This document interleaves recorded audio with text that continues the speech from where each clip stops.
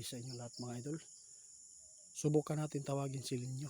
Kumustahin natin kung ano po ang update po niya dito sa Lindol. Dahil po dito sa part ng Davao del Norte, umulan mga idol, no? Nagpasalamat po talaga tayo. Subukan natin si Linyo tawagin mga idol kung may impormasyon po ba sila patungkol dito dahil nakaulan man. No, kaibigan? Linyo? Ay, salamat kaibigan. Mayroon akong pakay sa inyo. Kumusta po? Ano po ba ang update po natin dito sa Lindol? Naku po guys, nag-alala si kaibigan oh. Ito po ang masama daw na impormasyon. Nakita talaga ng ating kaibigan na umulan po talaga dito sa Davao del Norte. Ngunit may ibang lugar ay sobrang init mga idol. Ito po ang masama.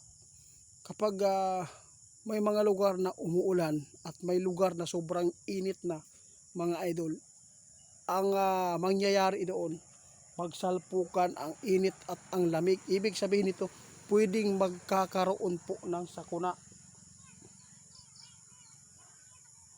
Nako, isa na po dito ang bagyo mga idol ha. May nakita si kaibigan na nabubuo mga idol na kalamidad ha. Pero kaibigan, ano po pa ang nabubuong kalamidad? Sana po mga idol, tandaan po ninyo ito ha. Sana ay hindi malakas na bagyo. May nakita si kaibigan na nabubuo. Pero hindi pa sure si kaibigan kung totally po ba itong mabubuo ng todo. Baka po matutunaw pa ito. Dahil po sa nangyari ngayon mga idol, ina-update natin.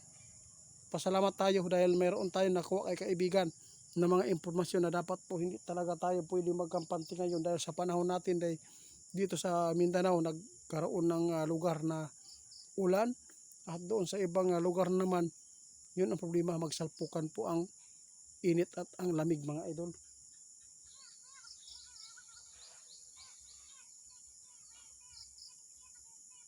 Oo nga, ito po ang mga sign talaga mga idol, sabi ng ating kaibigan. Pero kaibigan, kapag ganito pala ang ulan na alanganin, kasi alanganin po malakas talaga pero madali lang tumila. Ha?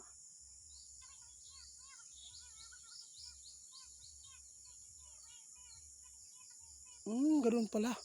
Kapag ganito po ang mangyayari mga idol, mas maganda po talaga yung nanggagaling ka sa El Nino, tapos dapat po talaga yung ulan isang oras o 3 oras talaga ang dapat para ang lamig at ang init mga idol ay hindi masyadong magkabanggaan. Kaya pala mayroon pong mga anong tawag dito sa karabitong magkuan guys. Hindi ko masyadong naalala yung Tagalog nito. Kulog, yun. Kaya pala magkakaroon ng kulog mga idol. Dahil ang init at ang lamig mga idol ay nagpang-abot.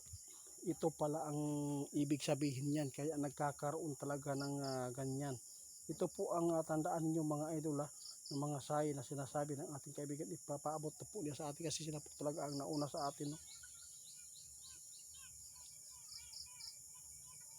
No? Kaya ito, mayroon mang ulan dito, ibig sabihin nito mayroon naman pong bulkan daw na mabubuhay. At mayroon namang bulkan na magkakaroon ng pagbuga. Kaya abangan na lang natin mga idol kung totoo po ba itong sinasabi ng ating kaibigan. No? Hindi talaga maganda mga idol na ang ulan ay madali lang matapos, malakas nga pero madali lang tumila. Ito po ang tanda ng ating kaibigan na mayroon pong mga pangyayari na hindi maganda. Kaya nagkakaroon po ng pagyanig, mayroon pong nabubuong bagyo. Kaya maraming salamat mga idol, at least nalaman po natin ang mga sinasabi ng ating kaibigan. Hindi pala maganda no, na abot ang bugnaw ug ang init tungod kay dili maayo daw ang mahitabo ana. Talagang naagyoy mahitabo ng mga kalamidad. Muunang trigger ang ato ang panahon mga idol. Muna ang tawag dito kidlat at kulog. Ibig sabihin nito nag-abot ang mga bugna og kainit. Mauna na mga idol na ay mga ingana nga panghitabo. Munang daghan kaayo no na matingala ngano daw magka-create daw og kining kulog og kidlat dahil pala yan sa init at lamig. Salamat kaibigan, at least nalaman ko kung ano po pala ang mga sign na ito. Mga idol, paki-report ni Ghost Hunter 88 fans. Mag-ingat pa rin tayo mga idol ha.